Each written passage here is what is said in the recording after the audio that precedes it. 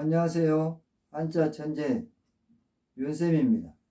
춘화에 대해서 알아보겠습니다. 춘화를 한자로 보시겠습니다. 춘화. 이 한자는 봄춘자입니다. 봄춘. 그런데 여기에는 봄이라는 뜻도 있지만 또 술이라는 뜻도 있고 남녀의 연정이라는 뜻이 있습니다. 남녀의 연정. 이 한자는 그림화. 그래서 봄 그림이다. 한자 그대로 해석하면 그렇게 되겠죠. 그런데 사실은 남녀 연정하고 관계가 있는 그림이죠. 춘화는 어떤 뜻이 있을까요? 춘화는 남녀 간의 성행위를 적나라하게 묘사한 풍속화를 가리키는 말입니다. 춘화도라고도 하고 운우도, 충궁화 이렇게 말하기도 합니다. 한국에 처음으로 향락용 춘화가 전파된 것은 고려 시기로 추정되고 있습니다. 고려 청자나 거울 뒷면에 그려진 춘화가 전해지고 있습니다. 한국에 본격적으로 춘화가 유입되기 시작한 것은 17세기 이후 조선 후기입니다. 조선왕조실록이 있습니다. 조선왕조실록은 조선시대의 역사책이죠. 조선왕조실록의 인조연간에 청나라에서 보내온 사절단의 선물 목록에 종종 춘희상과 같은 것이 섞여 있어서 돌려 보냈다고 기록하고 있습니다. 춘희상 보시겠습니다. 춘의상은 뭐냐면은 남녀가 성교하는 장면을 조각한 일종의 조각품입니다. 숙종 때에도 춘화를 그려놓은 도자기가 밀반입되었다는 기록이 있습니다. 18세기 이후에는 지금의 서울을 중심으로 조선에서 직접 제작한 춘화가 유행했습니다. 19세기까지 크게 유행하였던 춘화는 그 후로 쇠락하였습니다. 명확한 기록은 남아있지 않지만 몇몇 춘화에서는 이를 통해서 나이든 기생이 어린 기생들에게 성교육을 시키는 장면이 묘사되어 있습니다. 19세기에 유행하던 조선의 춘화는 김홍도나 신윤복의 작품을 사칭하는 경우가 많았습니다. 김홍도와 신윤복은 조선시대 후기의 유명한 화가이죠. 풍속화를 많이 그렸습니다. 대가들의 작품임을 내세워서 가격을 높이거나 당시 유교 문화에서 금기시되던 적나라한 성묘사에 대한 장벽을 대가의 이름을 빌어서 피해보려고 했던 것으로 추정됩니다.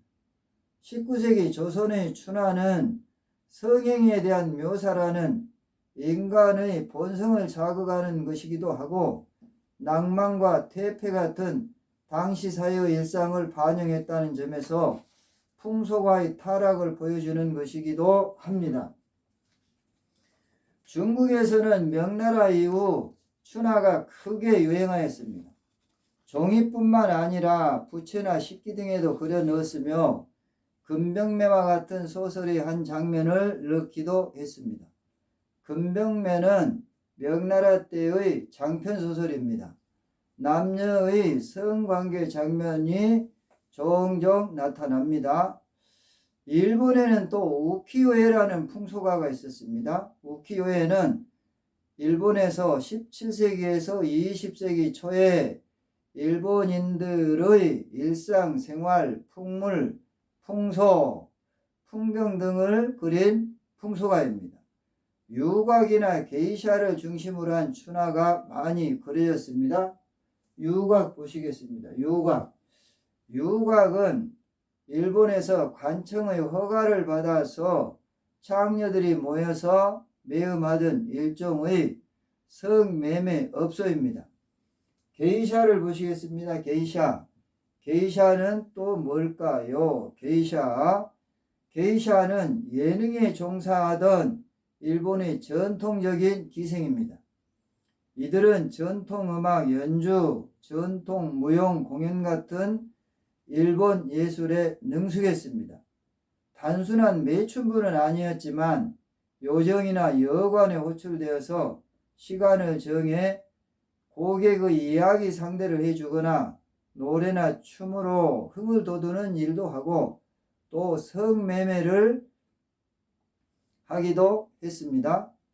18세기 조선통신사로 일본에 다녀온 신유아는 금수와 같을 정도로 남녀간의 풍기가 문란하고 사람마다 춘화를 몸에 지니고 있다고 기록하고 있습니다.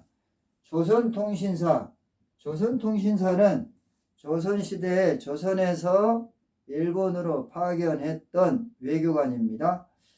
우키요에는 풍경, 풍속, 인물 등 넓은 주제를 다루었으나 춘화 역시 중요한 주제였습니다. 한편 일본의 우키요에는 서양에 전파되어서 큰 파장을 일으켰고 인상파와 같은 화풍에도 영향을 주었습니다. 1624년 3월 15일자 인조실록을 보면 알쏭달쏭한 기록이 등장합니다. 모문영 도독이 사람을 보내서 역적 이괄의 난을 평정한 것을 축하하면서 물건 40가지를 보냈다. 이런 말이 나오죠. 모문영은 명나라 말기의 장수입니다. 이괄은 인조반정의 공신이기도 합니다.